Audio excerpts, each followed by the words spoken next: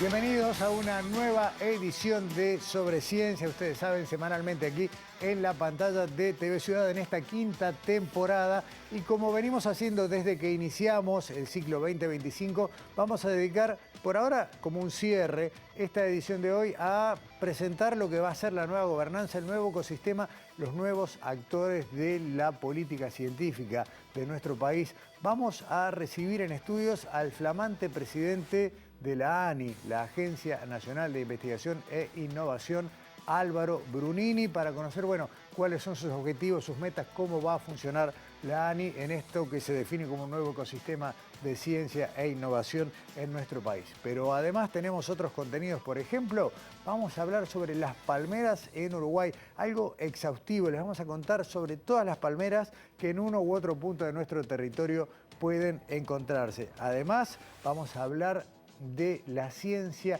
en los museos. Un ciclo, vamos a ir recorriendo a lo largo del año diversos museos de nuestro país, arrancando por uno que está muy cerquita del centro de Montevideo, que le pasamos por la puerta regularmente y tal vez no conozcamos. Contenidos para esta edición de hoy de Sobre Ciencia, que arranca, como es habitual, con el salpicón y las principales noticias científicas de esta semana en Uruguay y en el mundo.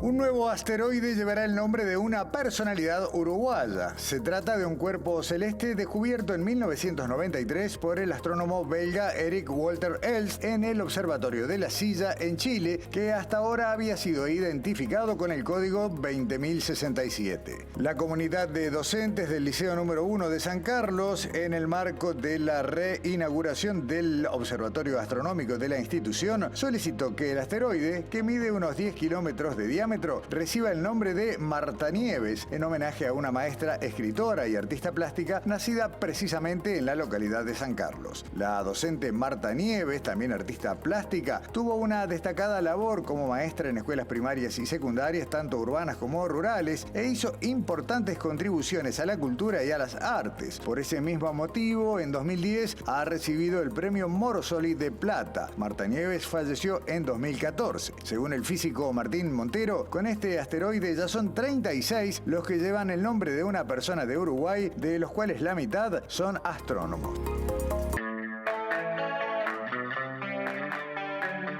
En junio de 2024, dos astronautas estadounidenses partieron rumbo a la Estación Espacial Internacional para una breve estadía de 8 días. Sin embargo, un desperfecto técnico los obligó a pasar 10 tensos meses que finalmente terminaron la semana pasada con su regreso a la Tierra, sanos y salvos. 7 p.m. Pacific time this afternoon, and there we go. We have visual on 4 healthy mains. Sunny Williams y Butch Wilmore, de 62 y 59 años respectivamente, tenían como objetivo probar la nueva Starliner de Boeing, que podría hacer competencia a la empresa SpaceX del multimillonario Elon Musk. La misión falló y se vieron obligados a esperar varios meses hasta que la NASA pudiera traerlos de regreso. Paradójicamente, el esperado momento se produjo a bordo de una nave de SpaceX junto a otros dos astronautas que formaban parte de la tripulación oficial de la Estación Espacial Internacional. El paleontólogo de Facultad de Ciencias, Sergio Martínez, integró un grupo de investigadores que descubrió una nueva fauna fósil en la provincia argentina de Río Negro. Los restos encontrados datan del Cretácico tardío, hace entre 83 y 72 millones de años. Entre las más de 400 piezas halladas, las más llamativas son las de los dinosaurios, entre las cuales fueron identificados 7 individuos de una nueva especie herbívora a la que se nombró Chadi-Titancalvoy. Martínez, en particular, participó en la identificación de restos de almejas que se observó que existieron en un ambiente muy cálido, de tipo desértico, con dunas y pequeñas lagunas. Este conjunto de fósiles hallados revela una importante densidad biológica para el área y el momento, y también muestran las particularidades de las faunas cretácicas de América del Sur. Este sábado 29 de marzo, el Espacio Modelo recibirá una nueva edición de la tradicional Semana del Cerebro que, como es costumbre, propone diferentes stands, juegos y otras actividades para conocer más sobre nuestro órgano maestro. La jornada se extenderá desde las 14 y hasta las 18:30. Es entrada libre, no se la pierdan.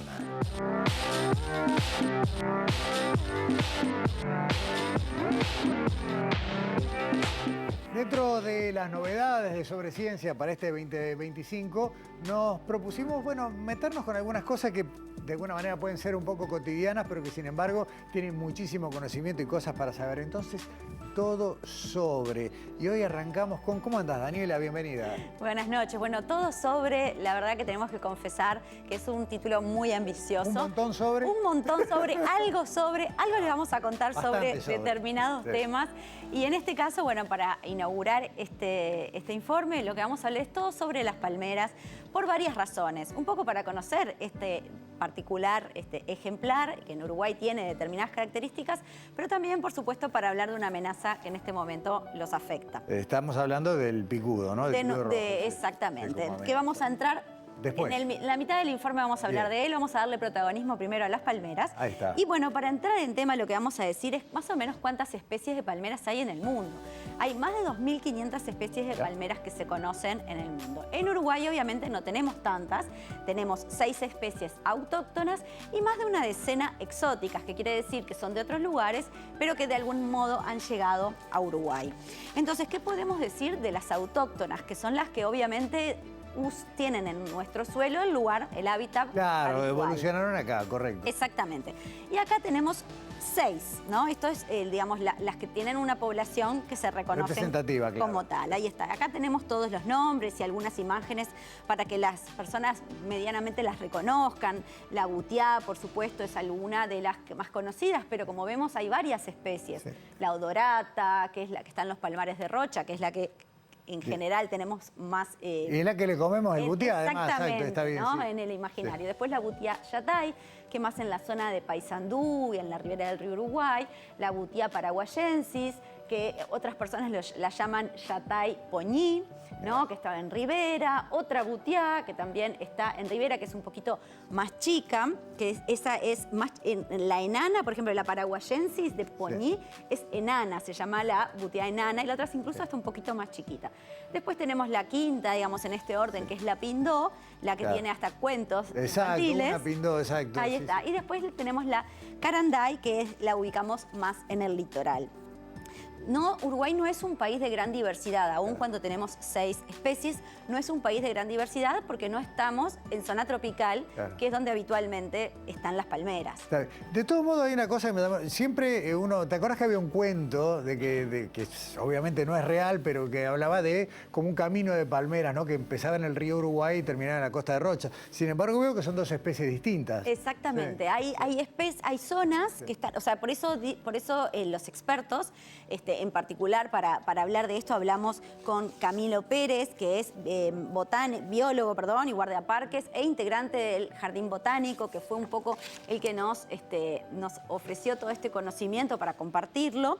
Él nos explicaba que justamente no hay una gran diversidad por esto mismo, porque hay zonas donde manchas en el territorio donde se pueden encontrar, pero no es como en el trópico, donde obviamente están en todos lados. Perfecto. ¿No? Entonces, bueno, estas son las autóctonas, pero también por diferentes razones podemos tener exóticas. Las introducidas, claro. Exacto. No vamos a hablar de todas porque obviamente hay diferente cantidad de poblaciones de cada, pero vamos a hablar de algunas como la Fénix canariensis o palmera canaria, que es la que seguramente todos reconocemos, la dactilera, 2 especies de washingtoniana y vamos a ver cómo lo pronuncio, Arcontophénix. Muy bien, son comprensibles. Exactamente. Bueno, todas estas especies de algún modo están presentes en algún lugar. Las especies de las washingtonianas, por ejemplo, son bastante populares en los jardines, ¿no? Y en el ornato público tenemos a varias de ellas.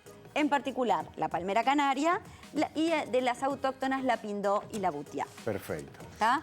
Y ahora llegamos A ver, al momento del picudo, que no queremos tenerlo entre nosotros, Claro. pero bueno, como dice acá primero antes de eso, el picudo es un insecto que afecta a diferentes palmeras, pero ¿qué pasa en el espacio público, Claro. que es donde las vemos? Bueno, según datos de la Intendencia de Montevideo, tenemos más de 5.500 palmeras en espacios públicos y más de 19.000 en predios privados, o sea, en casas y en lugares que no son de la vía pública, digamos, ¿no? Pero como les decía, ahora vamos a hablar del picudo. Picudo, que se viene haciendo ver tanto en lugares públicos como privados, ¿no? Uno ve ese triste tronco que quedó como descabezado y es porque ya pasó el picudo por ahí. Sí, es visible su presencia, aunque no vemos el bicho, en este caso el insecto, el picudo siempre está. Podríamos decir cuando vemos esa palmera, como tú decís, que se le van cayendo las hojas y va quedando casi que con un tronco, Sí. ¿no? Bueno, pero ¿qué es el picudo? Entonces, A ver. un poco lo resumimos acá. Es un insecto que hay más de 40 especies en el mundo, que efectivamente su plato principal son las palmeras, que en Uruguay ya tiene un par de años detectado, que ha pasado a diferentes departamentos, sobre todo en el litoral, Colonia, San José, Montevideo, algo de Maldonado, como dice allí, algunos casos en Florida, en La Valleja, en Flores. Pero en Montevideo, por lo pronto, su especie favorita es una de las palmeras exóticas, la palmera canaria, aunque también se ha detectado casos en Butiá y Pindó. Ok, porque había digamos, al principio se decía que solamente afectaba a las palmeras exóticas introducidas, pero Exactamente. está claro que no. Y como todo insecto y como toda disponibilidad de alimentos, el insecto se fue adaptando también a lo que tiene de alimentos. Claro. Por eso Butiá y Pindó es uno de las palmeras autóctonas. El problema es acá, la preocupación es que llegue a Rocha y obviamente que ataque a esta zona tan icónica de las palmares de Rocha. Pero bueno, vamos a conocer un poquito más sobre el picudo, vamos a hablar de su ciclo de vida. Este es un insecto de la familia del escarabajo, como hablamos, que cumple este estadio, ¿no? El picudo coloniza la palmera desde la cima, hace un huequito, pone los huevos y lo tapa, por eso es difícil detectarlo previamente. Pero puede poner hasta entre 200 y 300 huevos cada hembra fecundada. Esos huevos empiezan ese ciclo de vida, esa larva se alimenta a su vez de ese tronco, que lo va huecando, va generando galerías, hasta que forma estos capullos que después se transforman en la pupa, ¿no? Que se alimenta y vive en la palmera y nace el insecto adulto, que curiosamente, y acá es una de las estrategias que digamos más difíciles de combatir, que puede volar hasta más de 1 kilómetro. Entonces, por más que las palmeras estén dispersas, puede ir colonizando otras palmeras. Por eso la importancia de detectarlo y matarlo. Claro. ¿No? Bien.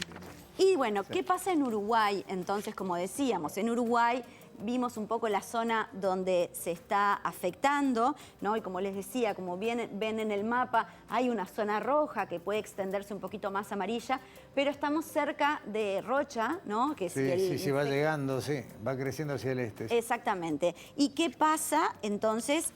¿Cuál es la preocupación? Bueno, tanto el Ministerio de Ganadería a nivel nacional como gobiernos locales están tomando medidas, pero la verdad que es muy difícil detectarlo tempranamente para poder tener desarrollar determinadas acciones. ¿Cuáles son esas acciones? Bueno, lo que podemos hablar de medidas de control son trampas, como dice ahí, para captar a los adultos en el vuelo o antes de que colonicen la palmera.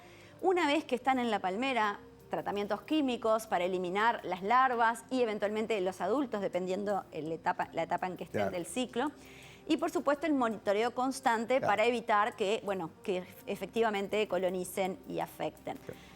Una vez que todos conocemos realmente palmeras en que se han hecho este tipo de trabajos y no se han podido recuperar, porque realmente son muchas larvas y la palmera se muere indefectiblemente. Bueno, después de ahí la remoción de la palmera irrecuperable es importante, justamente para que no sea reservorio de próximas infecciones. Sí, aparte vos lo dijiste cuando hablabas del ciclo, que no es solamente el adulto el que daña la palmera, sino que ya en la etapa de crecimiento, las propias larvas... Exacto, la generación de esas galerías que se generan porque la misma larva va comiendo el tronco es lo que finalmente mata a la palmera y, bueno, hace que se pierdan primero las hojas y, bueno, y después... Seca toda la planta. Ahí está. Por eso, ante cualquier duda, sospecha, insistimos, no hay en este momento métodos infalibles, hay que, bueno, hacer muchos trabajos, hay empresas vinculadas a este tema que el Ministerio de Ganadería y las intendencias locales tienen. En Montevideo, en particular, este teléfono que figuraba en pantalla es uno de los que se ha compartido para poder hacer las denuncias. Muy bien, Dani. ¿Todo sobre las palmeras y los picudos también? Todo sobre las palmeras sin picudo. Para no mentir, hicimos un poquito de todo. Está muy bien. Bueno, muchas gracias y nos vemos la semana que viene. Hasta la semana que viene. Dale. Pausa en Sobre Ciencia. Ya volvemos con Alexandra Perrone y un museo que tienen que conocer.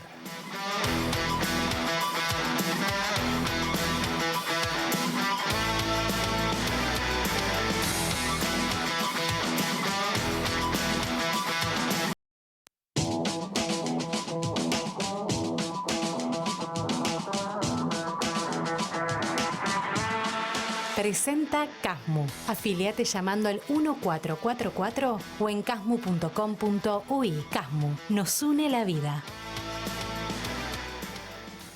Hay una palabrita que a veces suena como algo viejo, algo polvoriento, y les aseguro que no es así. Estoy hablando de la palabra museo. Uno a veces piensa, ¿no?, en esos lugares estáticos, con muebles antiguos, con papeles amarillentos, ¿no?, con los nombres de las cosas. Y sin embargo, son apasionantes. Hay algunos museos, muchos museos en nuestro país y en nuestra capital que bien valen una recorrida, bien valen un tiempito para encontrar cosas que sorprenden. Vamos a hablar varias veces a lo largo del año sobre ciencia, de museos, la ciencia que hay en estos espacios. Y Alexandra Perrone eligió para empezar uno que estoy seguro que no conocen y que los va a sorprender. Arrancamos.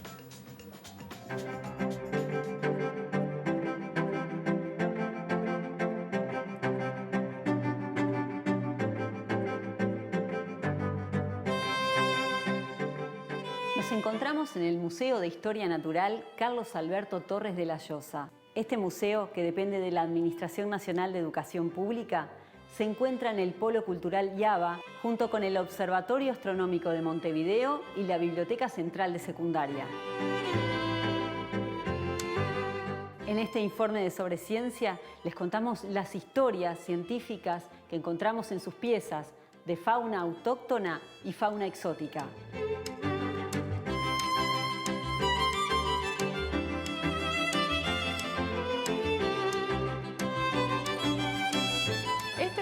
Es un museo principalmente pedagógico y con fines educativos. Se inaugura en el año 1911. En el año 1906, por ahí principios del 1900, estos terrenos fiscales son otorgados a la Universidad de la República. A partir del 1911, el museo se inaugura, creo que fue un 11 de enero de 1911, se inaugura todo el edificio, en eso justamente estamos incluidos junto con el edificio del Instituto de Yaba. Y después el museo queda en manos de la Cátedra de Historia Natural de la Universidad de la República hasta que se separa la Universidad de la República de justamente Educación Secundaria, y a partir de ahí este museo empieza a pertenecer a Educación Secundaria, Administración Nacional de Educación Pública, hasta el día de hoy.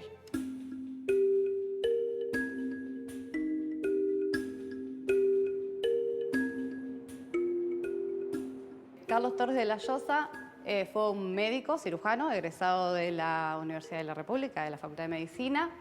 Nacido en 1886, fue catedrático de Historia Natural, fue un gran consultor de educación secundaria, un referente en la enseñanza de las ciencias naturales en Uruguay.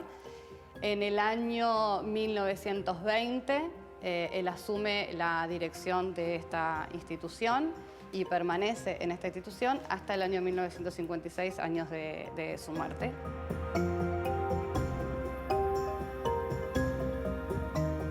A partir de ahí se hace una resolución de educación secundaria en donde se le otorga a este museo el nombre Carlos Alberto Torres de la Llosa.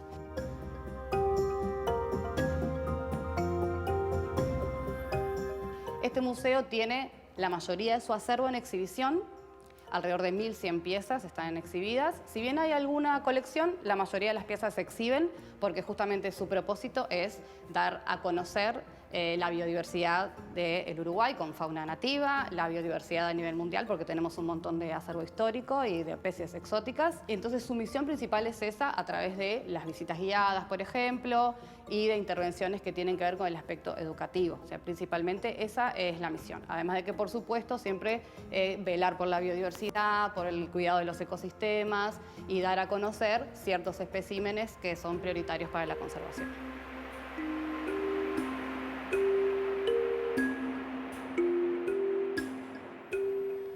Es uno de los museos más interesantes de Montevideo, seguro, Alexandra, ¿no? ¿Verdad que sí? Bueno, vamos a estar contando la ciencia de nuestros museos y elegí este por una razón también un poco personal. Yo hice bachillerato en el IABA, no voy a decir hace cuántos años lo hice, pero sí lo hice y tengo los mejores recuerdos de las clases de biología, tanto en el laboratorio como en este museo. ¿Por qué?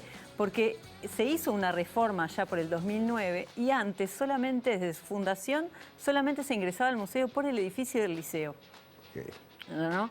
En el 2009 hubo una reforma y bueno, veíamos ahí la entrada particular que tiene ahora, la calle Eduardo Acevedo, que nos contaba la directora Paula Sánchez, con un pequeño jardín con plantas autóctonas. Déjame decir una cosa, ¿no? Porque cuando yo digo que le pasamos por el frente, no estoy exagerando, está la parada de ómnibus en la puerta y de varias líneas. Entre las canchas, entre las canchas típicas. Está en la manzana, dentro de la manzana ya va. Y el instituto y el edificio del liceo, del Exacto. Instituto Alfredo Vázquez Acevedo. Y bueno, y ahora vamos a invitarlos a todos los televidentes a recorrer uno de los 2 pisos que tiene este museo, de la mano de Gervasio Baqueta, que es profesor de biología. Él es integrante del Departamento de Biología Animal, de ahí, del Museo Torres de la Llosa. Y no tengo más nada que decir. Que lo Vamos diga. a ver todo lo que nos cuenta en cada historia, en cada rincón de este museo.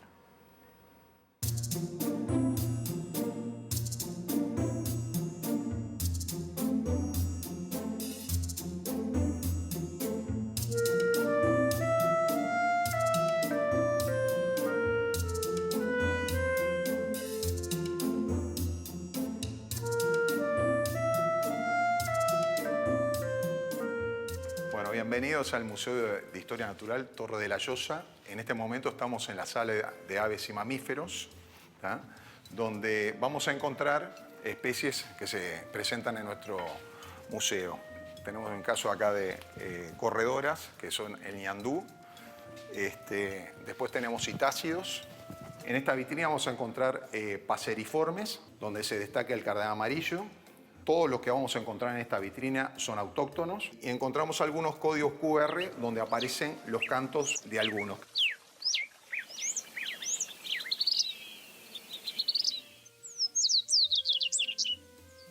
También hay una réplica del primer ave fósil, el Archaeopteryx. Por eso se dice que las aves descienden de los reptiles. Era un lagarto que tenía plumas, ¿eh? Y eso lo podemos ver, por ejemplo, acá, donde estamos mostrando un chajá, en las patas de las aves. Tenemos anciniformes, cisnes, cisne europeo, cisne de cine australiano y autóctonos, cisne de cuello negro y ganso coscoroba. El verdadero cuervo, que es el europeo, que nosotros le decimos cuervo a lo que es un buitre, este es el verdadero cuervo de la película de Harry Potter. Acá también aparece, pero esto ya es autóctono, martín pescador grande y martín pescador chico. Una pieza única también que es del museo es el calao, que es un ave de África. Luego tenemos columbiformes, que son la familia de las palomas. Van a tener una paloma mensajera. La mensajera y otras razas de palomas derivan de la paloma que vemos en las plazas, que fue introducida por los europeos, igual que el gorrión, ¿no? De ahí la paloma en una época, en la Segunda Guerra Mundial, fueron importantes por el tema de las palomas mensajeras. No había la tecnología que hay ahora. Y después tenemos algunas autóctonas, ¿tá? Como la torcasita, picasuru, ¿tá? Y torcasa mediana. Bueno, seguimos por acá y vamos a encontrar aves marinas. Los pingüinos que aparecen en nuestras costas, que es el famoso pingüino de Magallanes, que a veces aparecen en petrolados. Hay una estación ahí en Piriápolis donde incluso se los recupera y luego se los libera. La vitrina de las rapaces. Vamos a tener en la vitrina rapaces diurnas y rapaces nocturnas. Dentro de las diurnas, la mayoría que hay acá son todas autóctonas. Van a tener la famosa águila mora, que hoy en día hay muy poca, está no es en extinción, pero es difícil de verla.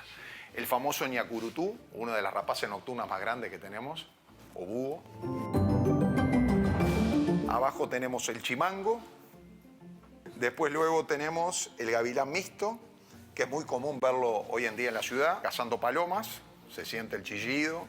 No es que lo hayan traído, no. Empezaron a venir porque hay gran cantidad de palomas, entonces ellos tienen oferta de alimentos. Luego acá tenemos más rapaces nocturnas, lechucita de campo, que antiguamente se la veía siempre en pleno día, y distintos tipos de búhos autóctonos, y el popular Tito Alba o lechuzón de campanario, que es cosmopolita. El carancho se lo está viendo también acá en Montevideo, incluso se dice que se alimenta en las usinas donde se llega la basura, igual que las gaviotas. Acá lo que vamos a ver son aves carroñeras. El cuervo de cabeza roja, que es muy común verlos en los cerros, y si nos vamos más hacia el norte vamos a tener el de cabeza negra. Acá tenemos una hembra de cóndor. Todos tienen la cabeza sin plumas. Eso le permite meterse entre todos los órganos y terminar de comer la pieza que fue cazada por un león o un depredador.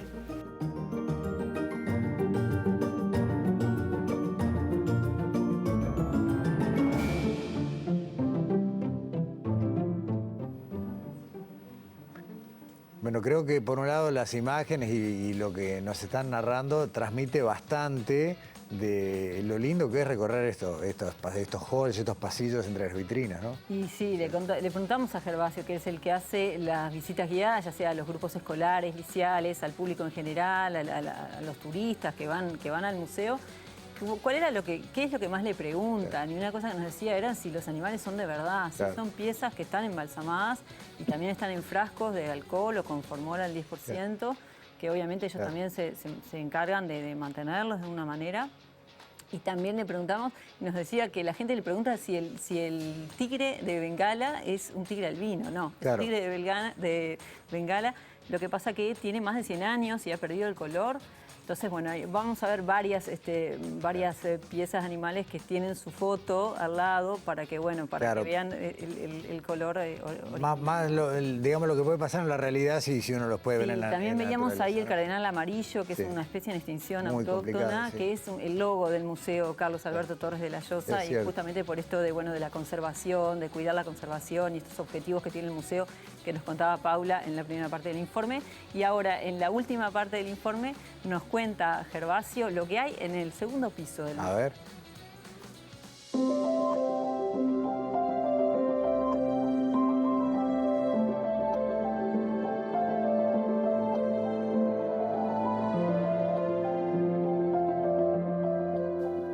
Acá estamos en el segundo piso y en la vitrina de anfibios del museo, y voy a destacar una pieza que es importante, que es autóctona, que es el sapito de Darwin, que se encontraba en toda la costa de nuestro territorio. Lamentablemente, por la modificación de las dunas, ha sido perjudicado.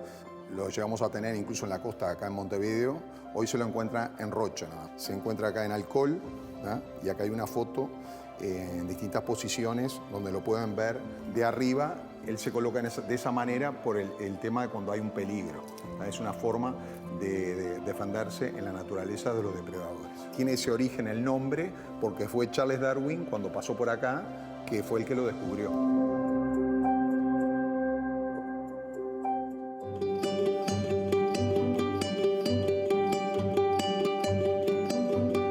En esta vitrina vamos a tener los quelonios, las tortugas. Voy a hacer hincapié un poco en lo que es las tortugas que son autóctonas nuestras, de agua dulce.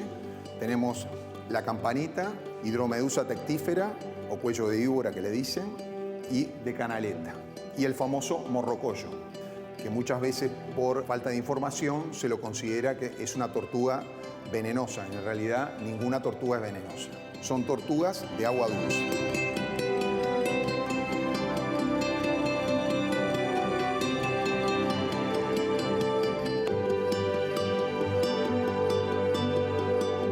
Y arriba tenemos tortugas terrestres. La más grande de las tortugas terrestres que encontramos acá en el museo es la tortuga de Islas Galápagos, ¿no? Que está en la vitrina de Darwin.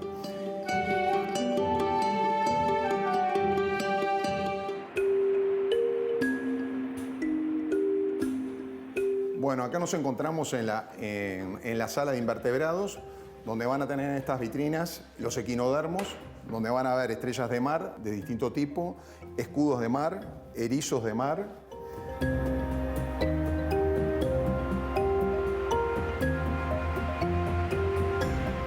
Esta parte de la vitrina son insectos, algunos que son autóctonos, por ejemplo, mariposas, que son diurnas, y mariposas nocturnas, que son tipo polilla, ¿no? Acá en esta muestra aparecen unos cascarudos o escarabajos de África, que es mucho más grande que el nuestro, el famoso bicho torito, que lo tienen ahí, y este es el africano. Distintos tipos de insectos selváticos. De este lado tienen un camuflaje de una mariposa que se asemeja a una hoja para pasar desapercibido en la naturaleza. Pasamos a esta vitrina, que es la vitrina de crustáceos, donde van a tener el cangrejo sirí, centolla, distintos tipos de crustáceos como langostinos, cangrejo de río. Bueno, acá estamos en la vitrina de arácnidos. Dentro de los arácnidos vamos a tener las gramostolas, las arañas que son ponzoñosas. Tenemos la araña del lino, la araña de los bananos y la viuda negra. Después, dentro de la familia de los arácnidos vamos a tener los escorpiones, ¿eh? Los tienen acá. La garrapata es un arácnido también, ¿eh? Opiliones. Después pasamos a los moluscos. Vamos a tener caracoles marinos, el popular caracol de jardín, que acá tienen una maqueta. Los mejillones, almejas, todo eso vendrían a ser toda la familia de los moluscos y otros más que se encuentran presentados en la vitrina.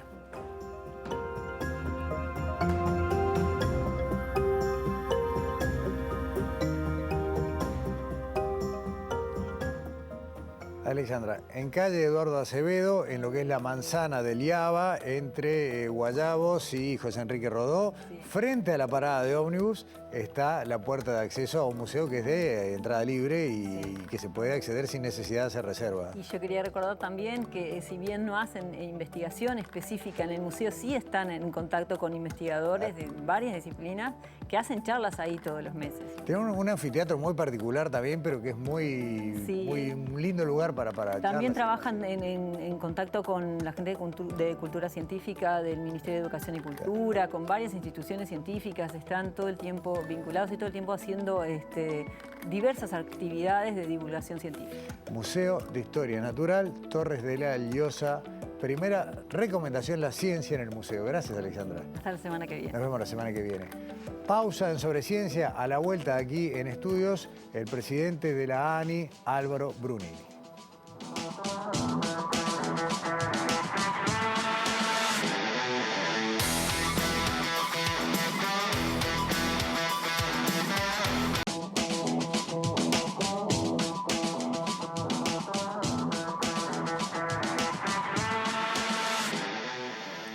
Si ustedes nos vienen siguiendo desde el programa 1 de esta quinta temporada, sabrán que abrimos el año conversando con Bruno Gili, asesor de Presidencia de la República en temas de ciencia, tecnología e innovación, para hablar justamente de cómo se está configurando lo que se define como un ecosistema.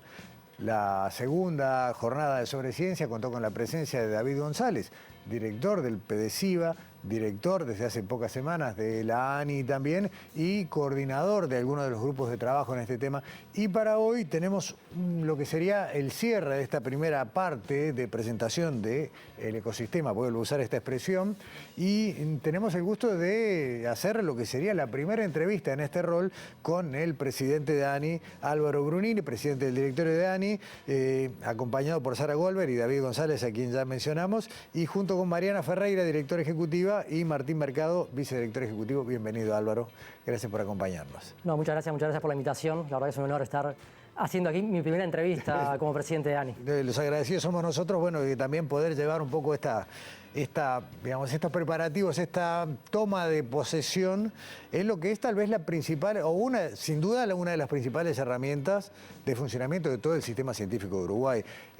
Vos venís de Uruguay 21, una institución muy orientada a aceitar, a dinamizar ciertas áreas del comercio Uruguay, conectar sectores productivos, abrir mercados y demás, que es algo que la ciencia de Uruguay tiene como un debe grande. ¿Va un poco por ahí una primera mirada en lo que van a ser tus roles? A ver, de alguna manera hay un desafío que claramente el ministro de Economía, O'Donnell, ha planteado, que es la necesidad de que el país crezca más. Y que crezca más para poder no solo desarrollarse económicamente, sino también para mantener su sistema de bienestar social. Claramente hay que fortalecer los temas de ciencia, tecnología e innovación por razones más allá de las económicas, pero sin duda también en un país pequeño como Uruguay, que está abierto al mundo, hay que pensar el fortalecimiento del ecosistema en una perspectiva de inserción internacional. Claro.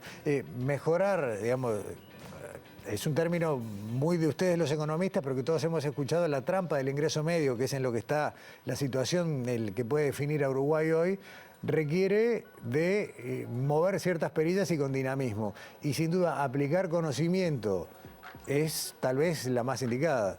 Totalmente. O sea, claramente Uruguay es un país pequeño en términos de población, por lo cual tenemos que apostar a tener bienes de calidad, a estar insertos exportando conocimiento, exportando valor agregado. Si vemos los países que han tenido éxito en desarrollo, que son intensivos en recursos naturales, han logrado el desarrollo a través de agregar valor a sus recursos primarios, pero también a través de diversificar su estructura exportadora, tanto de bienes como de servicios. Entonces, claramente la única salida de nuestro país parece ser en una economía basada en el conocimiento.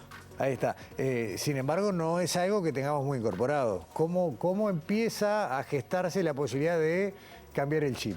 Bueno, o sea, claramente no partimos de cero, tampoco venimos con una idea refundacional. Y de hecho, las agencias que van a jugar un rol relevante son agencias que no se están creando en este momento, sino que tienen su historia. La ANI ha cumplido un rol fundamental, también ANDE, INEFOP, Uruguay 21, Ceibal, obviamente, y claramente el ecosistema es mucho más que las agencias. O sea, claro, si vemos la necesidad de que haya una coordinación de agencias para poder impactar de mejor manera, pero también entran los ministerios, también va a entrar el sector privado, también va a estar el sistema de ciencia de nuestro país, el Pasteur, el Clemente Estable, etc. Entonces, de alguna manera nos precisamos todos, o sea, y precisamos más inversión, precisamos más académicos, también.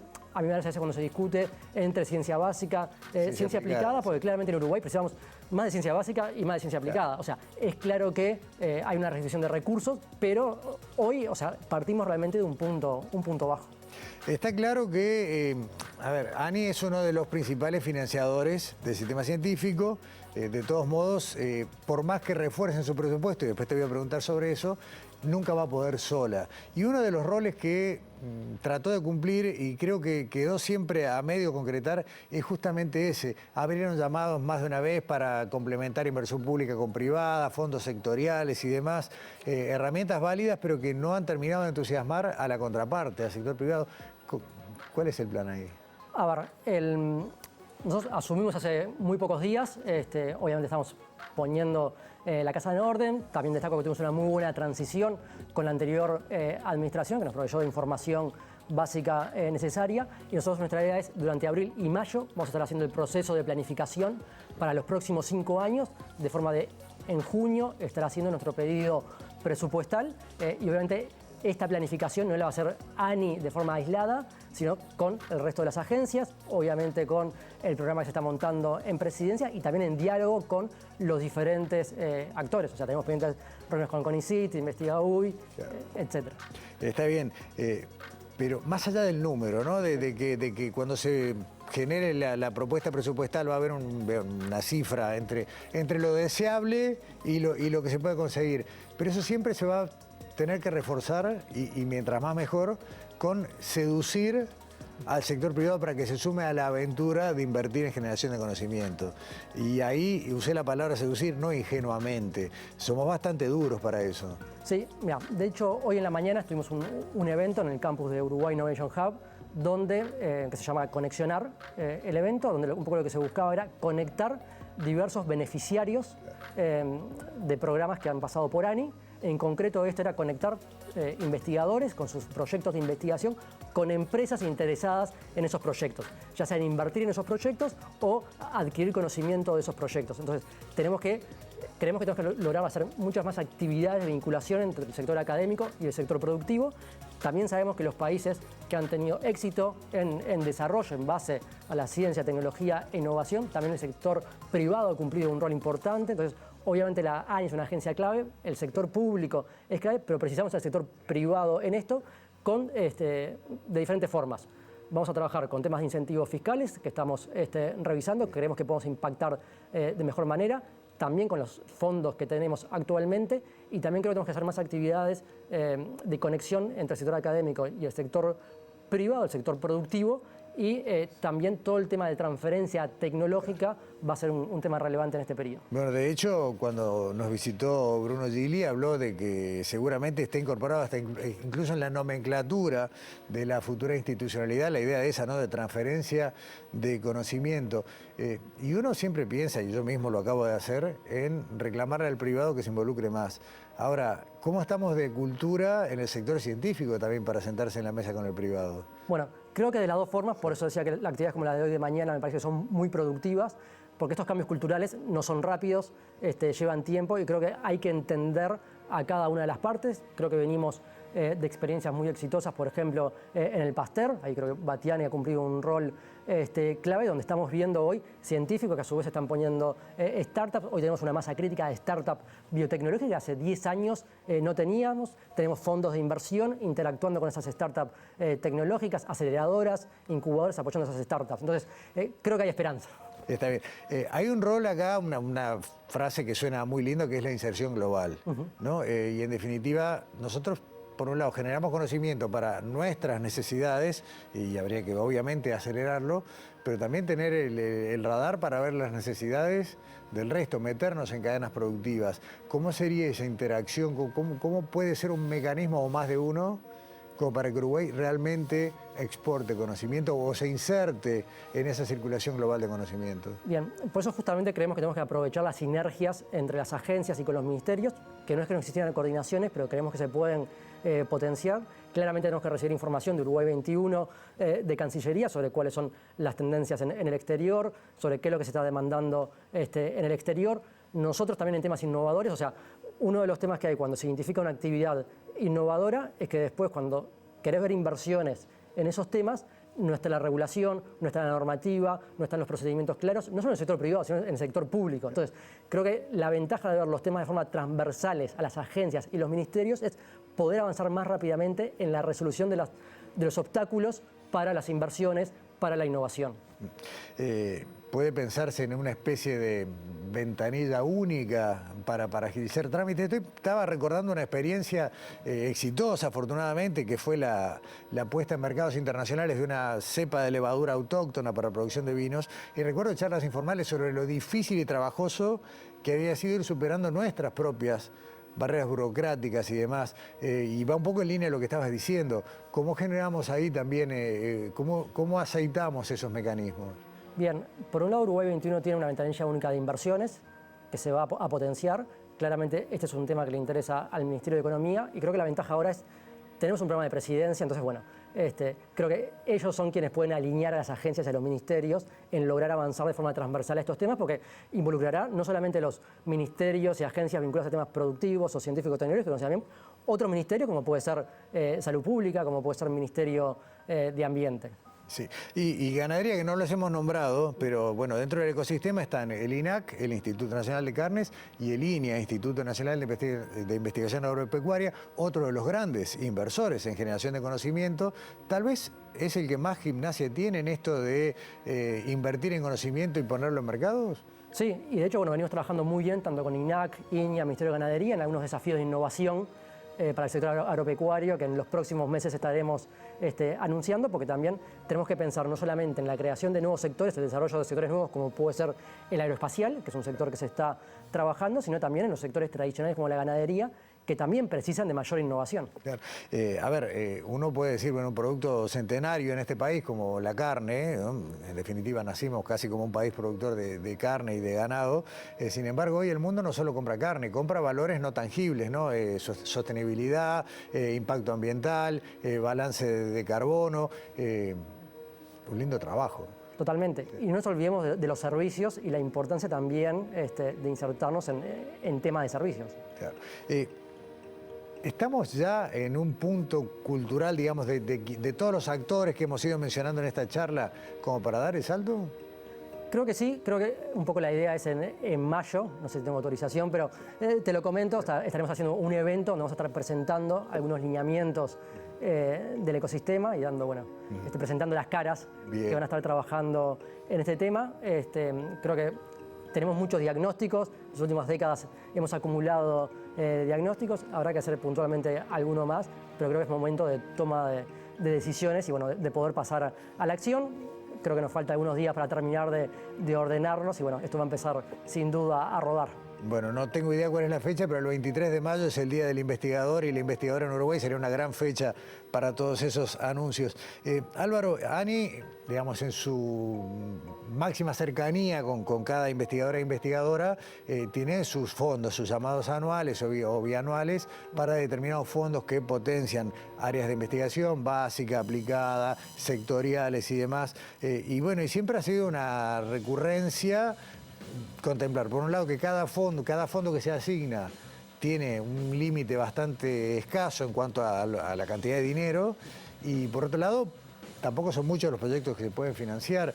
Yo no tengo que me anticipes un número que puedan estar manejando, pero ¿va a haber un esfuerzo por ese lado?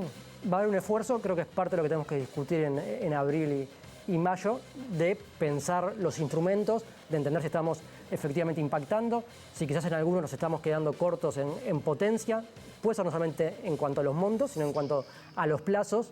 Esa sin duda es parte de la discusión y bueno, obviamente esta coordinación tiene sentido porque lo que venimos a intentar es fortalecer el ecosistema de la ciencia, tecnología e innovación y bueno, donde la ANI juega un rol fundamental. O sea, la característica de ANI como agencia es las herramientas, los fondos que tiene y por tanto sí, la idea es intentar fortalecerlo. Somos conscientes de las restricciones presupuestales que existen, pero lo que estamos pensando es en ver cómo vamos a impactar de mejor manera con esas herramientas. A ver, son inversiones multiplicadoras. Cualquiera de estas inversiones que tenga éxito multiplica muy rápido, mejor dicho, no muy rápido, y ese es el otro problema. No multiplica, puede multiplicar muchísimo si madura y llega a buen puerto. El tema es cómo avanzamos con esto, con las expectativas, con los fondos. Y otro tema no menor, que es lo territorial. Uno piensa rápidamente, salvo las dos instituciones, INAC e INIA, el resto es muy montevideano. ¿Hay alguna posibilidad de herramienta también para descentralizar parte de todo esto que se supone que vamos a tener como cambio? Bueno, esos son los temas que he planteado en estos días al equipo gerencial, digamos, es la necesidad de pensar la ANI en territorio, que no significa necesariamente pensar en comenzar a abrir oficinas en el interior. Yo le sumaría, digamos, también que la ANDE tiene centros pymes a lo largo del interior, y de hecho es un tema que hemos estado conversando hoy de mañana con el presidente de ANDE, de, bueno, cómo potenciamos la presencia de temas de ciencia, tecnología e innovación, aprovechando ya la institucionalidad que existe de ANDE en el interior. Claro. Eso es un poco la idea, es volver a aprovechar y tener sinergias entre las agencias, porque no tiene sentido que cada agencia vayamos a abrir oficinas en el interior. O sea, lo que queremos llevar son las temáticas al interior, pero no necesariamente tiene por qué ser un traslado, apertura de oficina de cada una de las instituciones. Tenemos una UDELAR y una UTEC que están cubriendo prácticamente todo el país. Tenemos conectividad por fibra óptica en todo el territorio nacional, un buen suministro eléctrico en todo el territorio. O sea, está el conocimiento, está la infraestructura. Casi que lo que falta es eso, ¿no? La decisión política de fomentar eso que es radicarse y desarrollarse lejos de la capital. Bueno, eso que planteas es fundamental y es tal cual. O sea, por eso yo tengo bastante expectativa, porque me parece que estamos en un momento que hay que aprovechar determinadas construcciones institucionales en el interior del país que hace 10 años no teníamos. parte de mi familia es de Juan Lacase, o sea, una ciudad típicamente industrial con problemas, obviamente sus empresas principales, y hoy vemos jóvenes exportando servicios desde Juan Lacase, pero eso hace 10 años no existía. O sea, hoy tenemos la UTEC, tenemos las universidades, la Universidad de la República en el interior, universidades privadas que también están yendo al interior. Bueno, de alguna manera tenemos una generación de conocimiento que hay que aprovechar. Ni más ni menos. Álvaro, estamos ya en los últimos minutos y me quedo con esto que vos dijiste varias veces. Están trabajando, están, bueno, haciendo digamos, lo que es la toma de posesión, las reuniones preparatorias, este objetivo de presentar en mayo, bueno, los avances hasta ese momento. Los tiempos de la ciencia son muy largos y plasmarlos en cosas concretas aún más.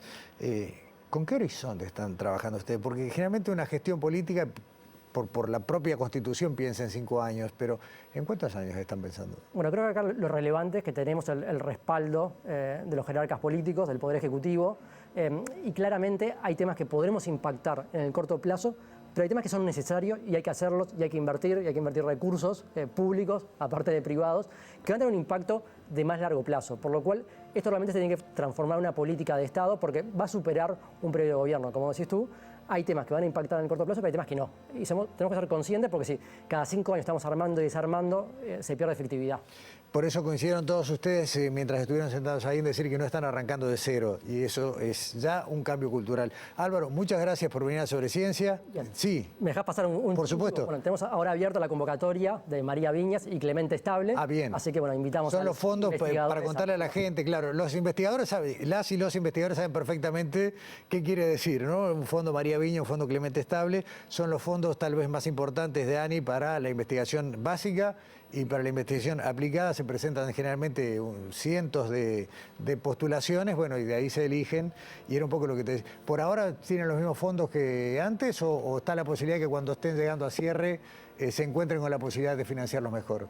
Por ahora tenemos los mismos fondos que antes. En realidad el presupuesto de este año fue votado de antes, claro. El año pasado, en diciembre de 2024. Bueno, son de los instrumentos principales que tiene la ANI, es de las cosas que tenemos que revisar su funcionamiento y ver si no hay que ampliar los proyectos, si hay que mejorarlo. También se han incorporado unos criterios que creo que son interesantes en cuanto a cambio climático, en cuanto a género, que también son aspectos a potenciar. Está bueno, buenísimo. Álvaro, te esperamos de nuevo más adelante cuando hayan terminado esta primera etapa para contar cómo sigue todo el funcionamiento de ANI y del ecosistema de ciencia. Muchas gracias por la invitación y estaremos aquí de vuelta. Gracias a vos por venir. Cerramos Sobre Ciencia aquí en TV Ciudad y nos vemos la semana que viene.